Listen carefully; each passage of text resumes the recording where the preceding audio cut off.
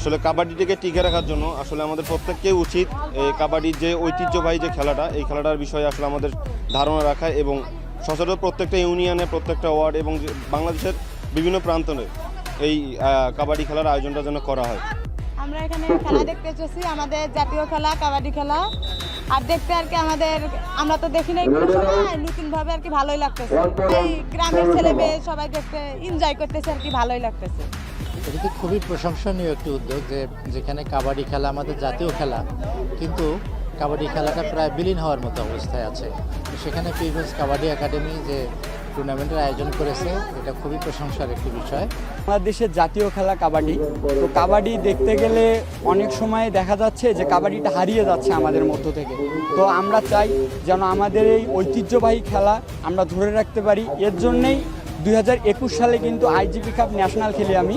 তারপরে আমার মাথায় চিন্তা আসে যে পীরগঞ্জে একটি কাবাডি একাডেমি প্রতিষ্ঠা করা, এবং এরই লক্ষ্যে গত বছরে আমরা এই পীরগঞ্জ উপজেলা কাবাডি একাডেমি প্রতিষ্ঠা করি এবং এখানে প্রশিক্ষণ আমাদের চলে। তো আমরা পীরগঞ্জ উপজেলা কাবাডিকে অনেক দূর এগিয়ে নিতে চাই এবং আমাদের যে এখানে প্রশিক্ষণ যারা করে তারা ভবিষ্যতে যেন জাতীয় দলে খেলে, আমরা এই আশাবাদ ব্যক্ত করি। আমি এই খেলা কখনো দেখি নাই, আমি এই খেলা আজকে প্রথম দেখতে এসেছি। কেমন লাগে? ভালো লাগতেছে। সরকারি উচ্চ বিদ্যালয় মাঠে চলে। তো